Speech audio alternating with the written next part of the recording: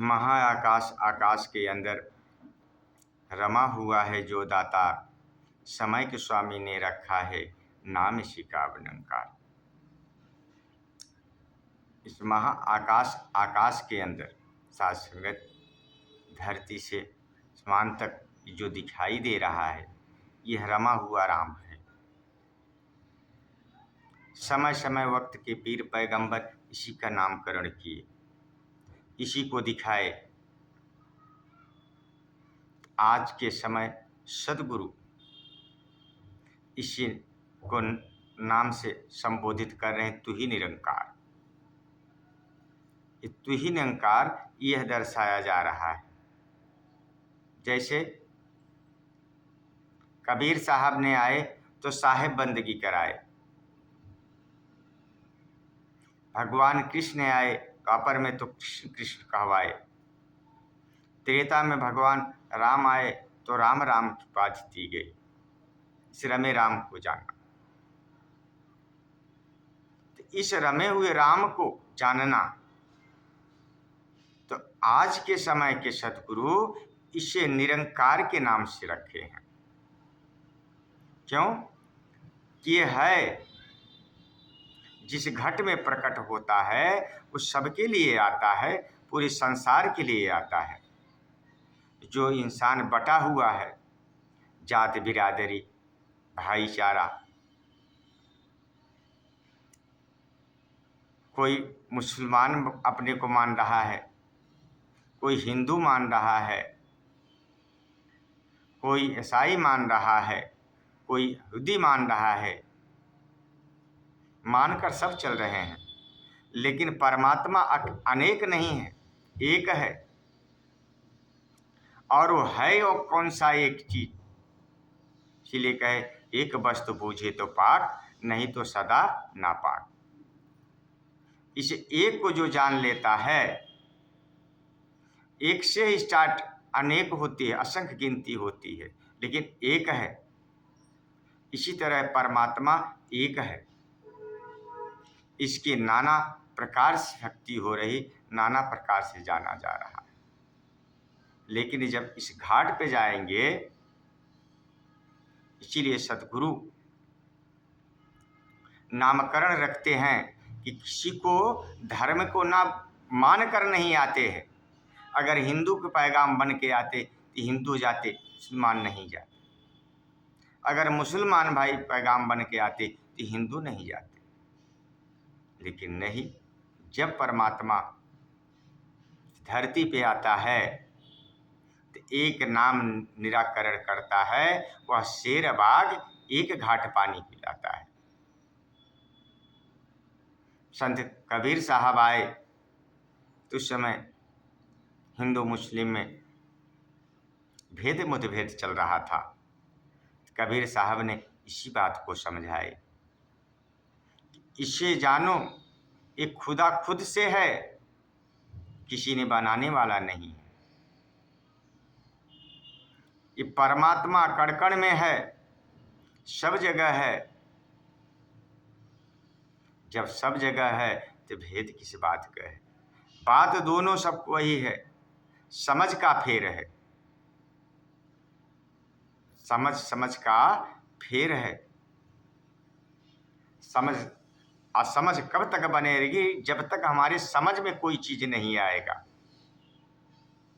जैसे हो कहीं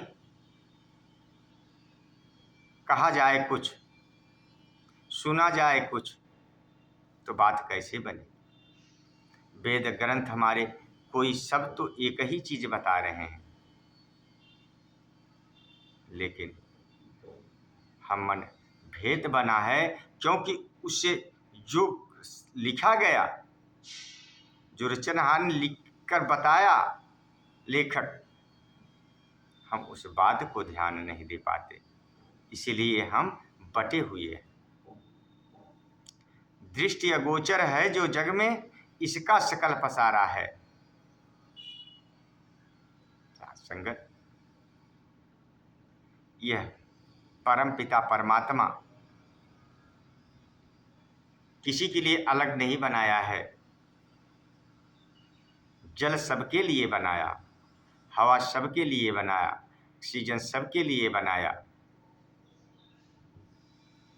धरती पे चलने के लिए सबको बनाया। तो जब सब कुछ बनाया है तो मतभेद किस बात की है? सबको उसी पांच तत्व की काया में पूरी शरीर है, लेकिन धर्म हम बांट बैठे। धर्म को समझ नहीं पाए। धर्म क्या है? धर्म एक है। इसे हमें समझना चाहिए, क्योंकि दृष्टि अगोचर इस जितना आँख से दिख रहा है सब इसी का है, इसका सकल पसारा है, इसी ने सब कुछ बनाया है। दीन दुखी भक्तों का रक्षक जग का सृजनहारा है। दीन दुखी, जो दुख से परेशान है उसका भी है, जो सुख से है उसका भी है, और सभी का ये सहारा देता है। अभी कहे कि कोई दुखी हो उसको ना सहारा दे, नहीं, सबको देख रहा है, क्योंकि ये सर्वत्र सब जगह है, इसलिए सबको देख रहा है। कहीं हम भटक जाते हैं, हम नहीं देख पाते हैं, मुझसे दूर हम सोचते हैं, दूर नहीं। वेद ग्रंथ हमको कह रहे हैं कि है नेरे सूझत नहीं, दिख दिख ऐसे जिंद, कहीं तुलसी वो संसार को भयो मोतिया बिंद। ये मोतिया बिंद पड़ा माया से, ये हमको दिखाई नहीं दे रहा। यही है नैया, यही है केवट, यही है खेवनहारा है। वेद ग्रंथ सब थक थक हारे, बेअंत विस्तारा है। पूरा हर धर्म ग्रंथ हर ढंग से लिखा गया है, लेकिन समझ पा रहे हैं? नहीं समझ पा रहे हैं, क्योंकि जो समझाने वाला है बल्कि और दूरी बना रहा है। क्यों? तुलसीदास जी ने तो सीधा से लिखे हैं कि ढोल गंवार सूद पशु नारी, ये सब ताड़न के अधिकारी। ना समझ के कारण तुलसीदास जी को भी बोल देते हैं पंडितवाद। शुद्ध सोचते हैं कि हमारे विषय में बोले, लेकिन साफ शब्द में लिख दिए हैं कि ढोल। तो इसी तरह यही है नैया, यही है केवट, यही है खेवनहारा है। वेद ग्रंथ सब थक थक हारे, बेअंत विस्तारा है। जब तब से नहीं जाना जाए, कर्म धर्म से कोसों दूर। संसार इस परमात्मा की प्राप्ति के लिए वो जब तक पूजा पाठ करता है, तो ये सोचता है कि मैं जप कर लूँगा, पूजा करूँगा, पाठ करूँगा, वेद शास्त्र पढ़ूँगा। ऐसा नहीं सासंगत जी। जब तब से नहीं जाना जाए, कर्म धर्म से कोसों दूर। कर्म जो कर रहा है इससे भी दूर है, कर्म धर्म से कोसों दूर। कहे अवतार मिले यदि सतगुरु, तब देखे ईश्वर का। जिसके जीवन में सतगुरु मिला है उसी ने परमात्मा को पाया है। साथ संगत जी, कबीर साहब के जीवन में